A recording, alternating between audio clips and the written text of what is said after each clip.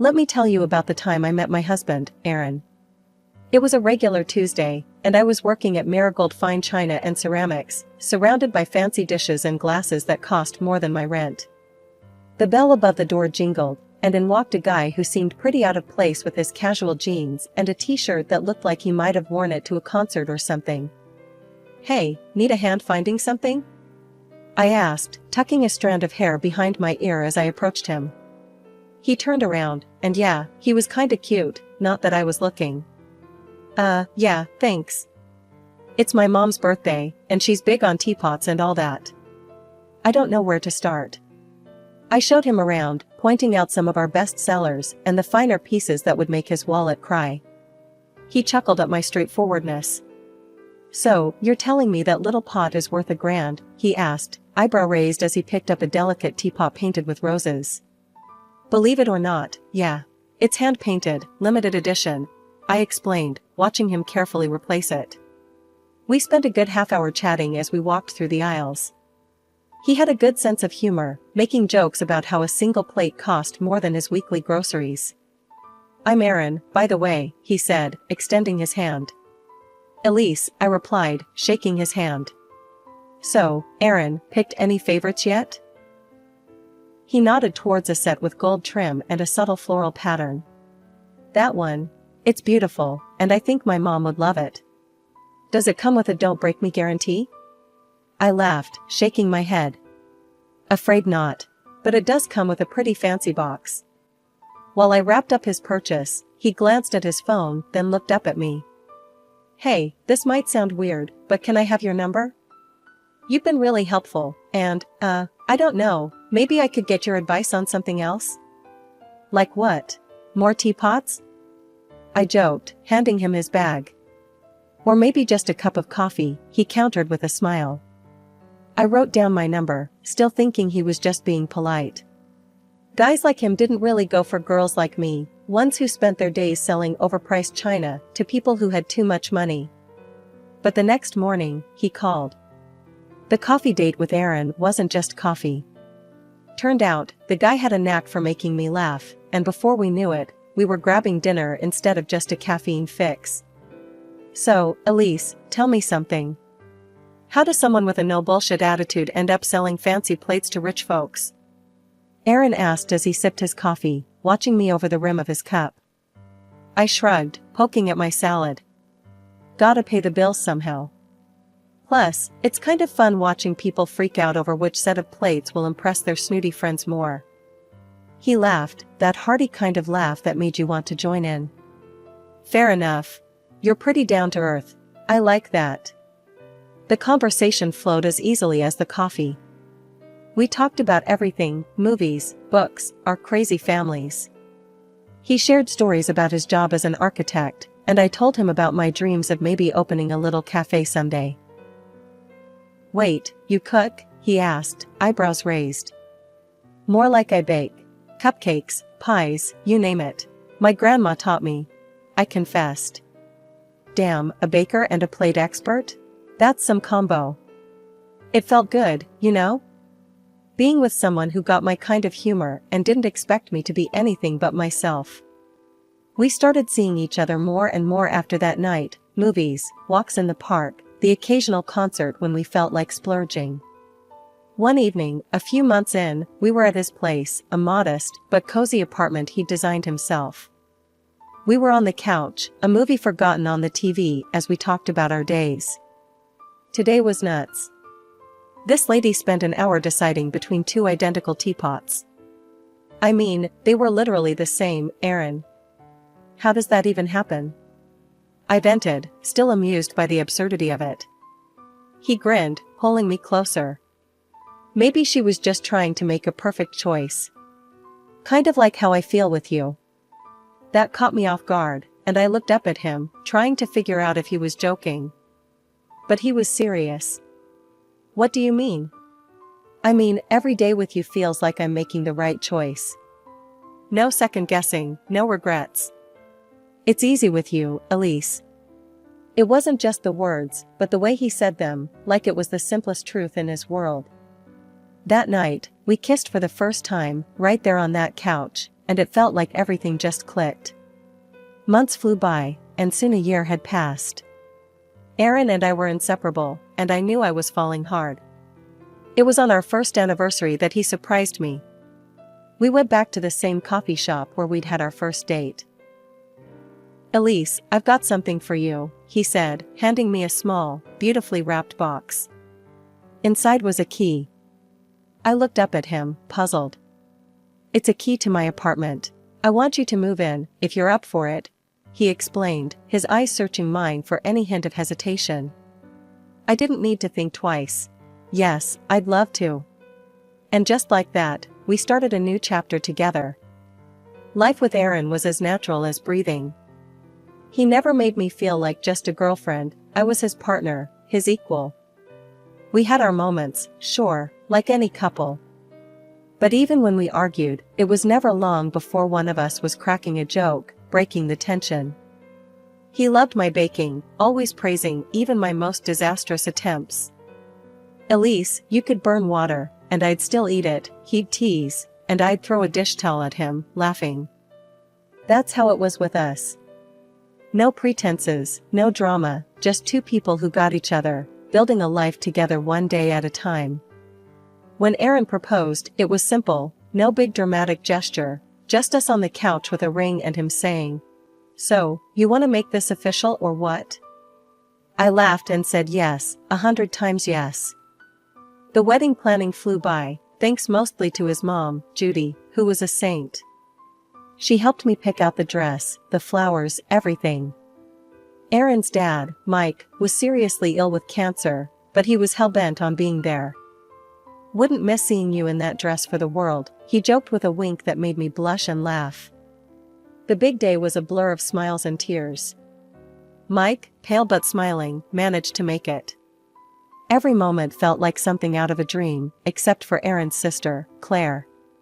She was there, all right, dressed to the nines, and looking like she'd rather be anywhere else. During the reception, I caught her eye, and she just rolled hers, whispering something to her husband who looked just as uncomfortable. It stung, but I wasn't about to let her ruin my day. After the wedding, things settled down. Or at least, they should have. I got on famously with Judy. We'd go shopping, walk around the neighborhood, or I'd just come over and help her around the house. It was during one of these days that Claire's true colors showed even brighter. One evening, we were all at Judy's for dinner.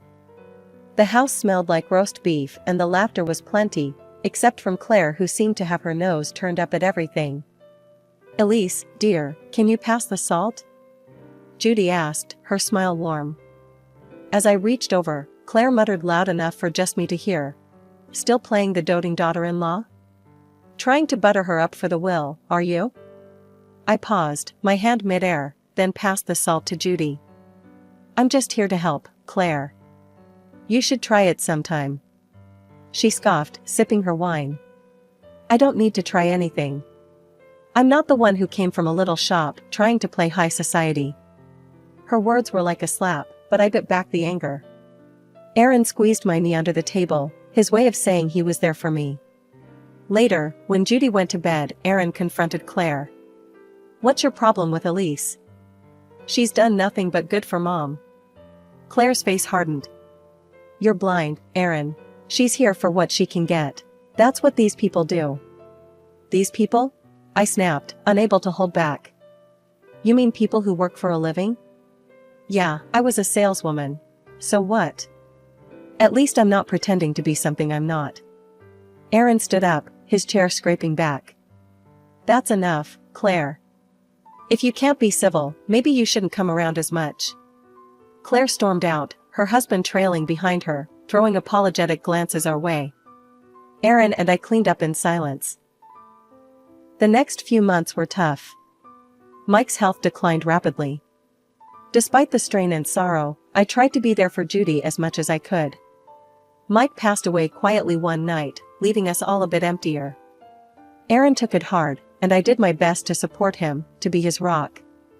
Claire, who'd been absent more often than not, suddenly turned up again, her eyes scanning the house like she was taking inventory. At Mike's funeral, she was tearful, playing the part of the grieving daughter, but her tears seemed as hollow as her previous accusations against me. A few weeks after Mike passed, Judy decided it was time to settle his affairs once and for all. She invited us all to dinner.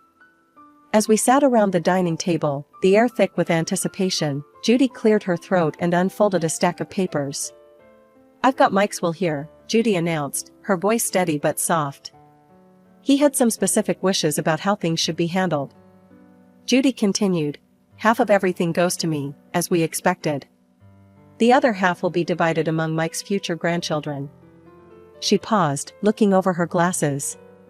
"And the firstborn grandson will receive a bonus of $200,000.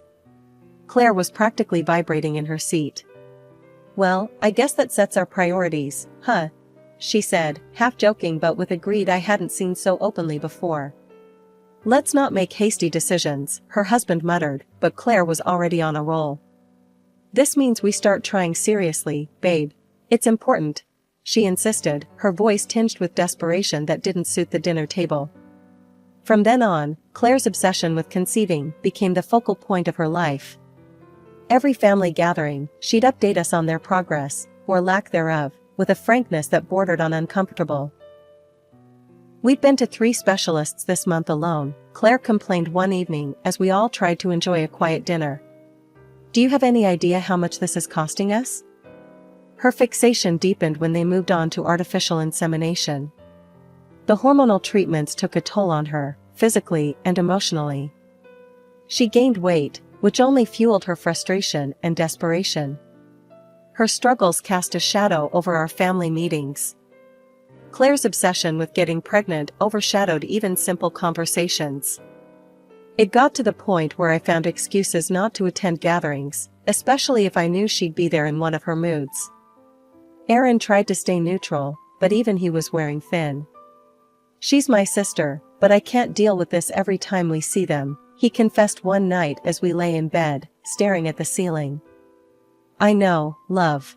Maybe give her some space? She's got a lot on her plate right now with all the treatments and pressure," I suggested, though I felt for Claire, her behavior made it hard to be around her. As time wore on, Claire's single-minded pursuit of motherhood began to isolate her, even from those who wanted to support her. All we could do was watch and wait, hoping that something would give, for better or worse. The day Claire announced her pregnancy should have been purely joyful. "I'm pregnant," she declared during a family brunch, her eyes scanning the table for our reactions. Aaron and I offered our genuine congratulations. "That's great news, Claire. Really happy for you guys," Aaron said, passing her a smile across the table. I nodded in agreement, trying to add warmth to the tense air. Despite our attempts at keeping things friendly, Claire seemed to brew a storm inside her, always ready to snap. Her mood swings were wild, and every small thing set her off. The family tiptoed around her, but I bore the brunt of her sharp tongue more than anyone else. I learned to keep my distance, but that was about to become harder. One morning, feeling unusually queasy, I took a pregnancy test. The positive result left me stunned and elated. I shared the news with Aaron, who was over the moon. "We're going to have a baby," I whispered, and we held each other, lost in our little bubble. We decided to share the news with Judy first, hoping for a moment of happiness amid the ongoing tensions. Walking into Judy's house, hand in hand, we found not only Judy, but also Claire, who'd apparently come over earlier. "Mom, Elise has something to tell you," Aaron began, his voice filled with pride. I smiled, a bit nervous about Claire's presence. "I'm pregnant, Judy. We just found out." Judy's face lit up with delight. "Oh, my darlings, that's wonderful. 2 grandchildren on the way." But Claire's reaction was far from congratulatory. Her face drained of color, and her lips thinned. "You planned this, didn't you?" she hissed, her voice low and menacing. "Trying to steal my thunder and my child's inheritance." I froze, shocked by her accusation. "Claire, that's not true. It just happened." Her voice escalated, and she stood, pointing a shaking finger at me. "You're lying. This is all a setup. You want the money, that's all you've ever wanted. We should get a DNA test on that baby." Who knows if it's even Aaron's? Aaron stepped between us, his face dark with anger. Enough, Claire. I won't let you insult my wife like that. You owe Elise an apology. Claire scoffed, her cheeks flushed with anger or shame, I couldn't tell. I'm not feeling well, she muttered, grabbing her purse and storming out, leaving a stunned silence behind. Judy reached for my hand, her eyes sympathetic. Don't mind her, dear. It's just the hormones and jealousy speaking. I tried to smile, but Claire's words had cut deep. Tears spilled over, and I wiped them angrily. I just don't understand why she has to be so cruel, I murmured. The joy of our announcement had been overshadowed by Claire's outburst, and though Judy tried to smooth things over, the damage was done. The remainder of our visit was spent discussing baby names and plans, but Claire's shadow hung over us all. Judy called me up early on a bright Tuesday morning, her voice warm and inviting. Elise, dear, why don't you come over for coffee? I baked your favorite apple pie, she said, and I could almost smell the sweet aroma through the phone. Glad for a reason to get out of the house, I quickly agreed.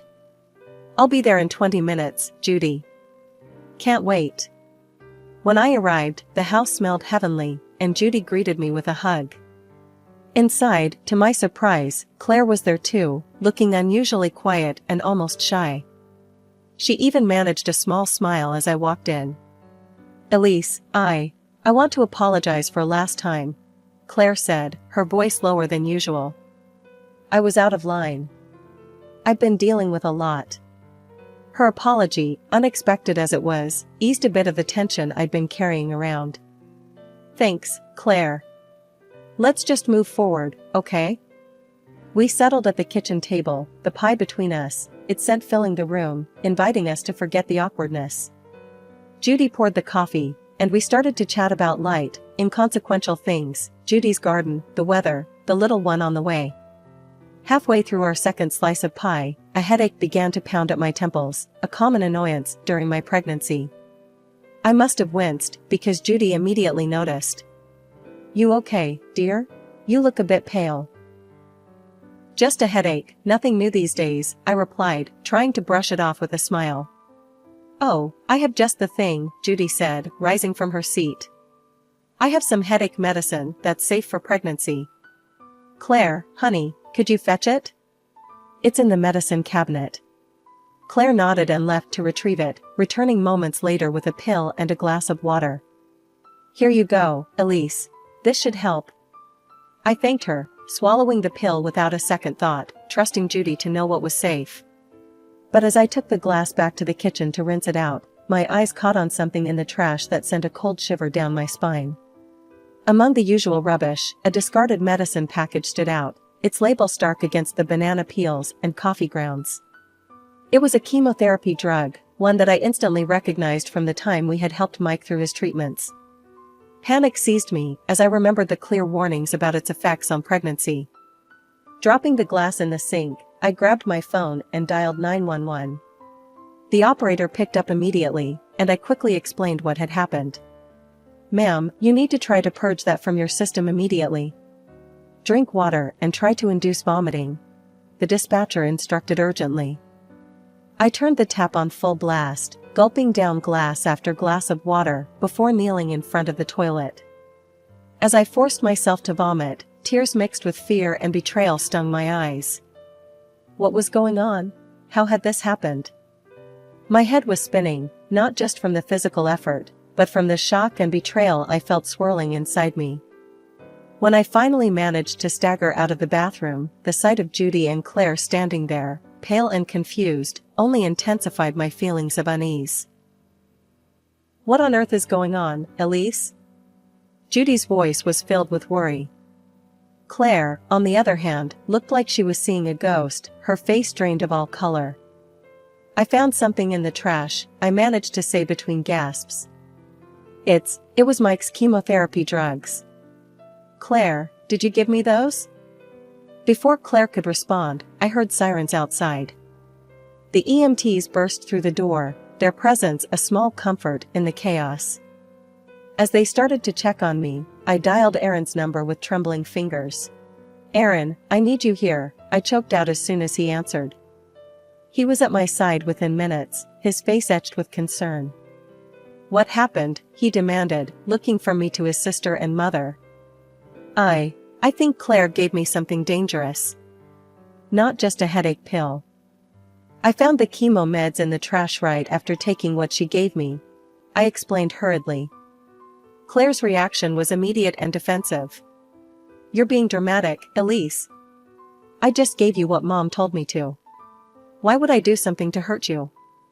But her words didn't sit right with anyone, not with the evidence of the discarded medication packaging that was strictly for cancer treatment. Judy, struggling to keep up, finally said, I told her to give you paracetamol, I swear. Claire, please tell me you didn't.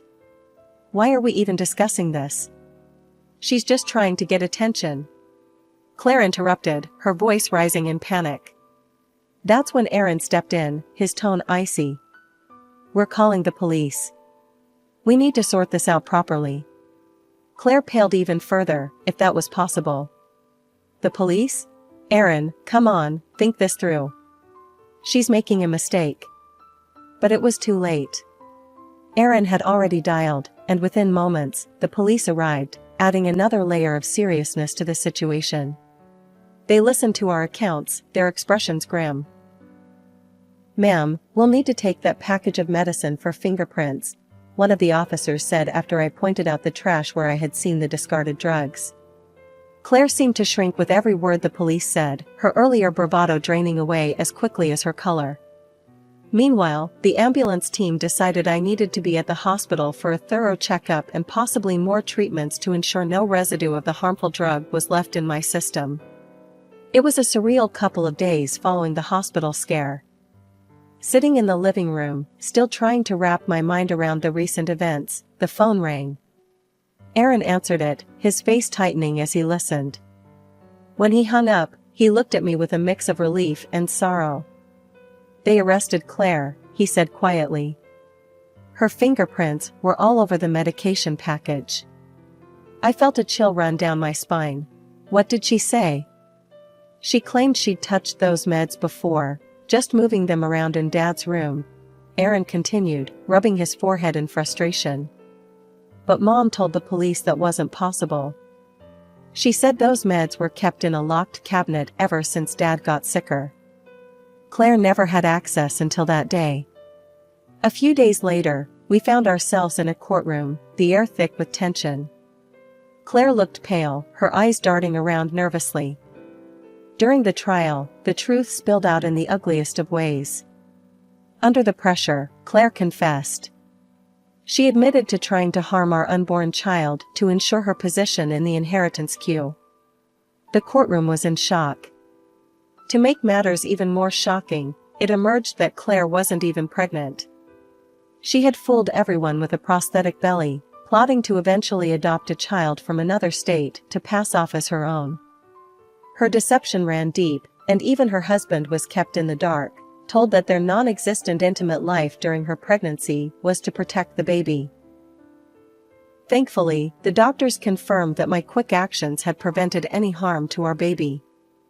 Claire was found guilty and sentenced to 3 years in prison.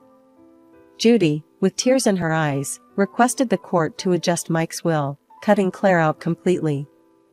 The judge agreed, and just like that, Claire's ties to her father's legacy were severed. Her husband, unable to stomach her betrayal, filed for divorce. Even Judy, who had always tried to see the best in her daughter, couldn't find it in herself to forgive Claire's actions. Months later, our lives took a happier turn. I gave birth to a healthy, beautiful boy, who had my eyes and Aaron's smile. He was our miracle after a storm, a sign that life could indeed be beautiful.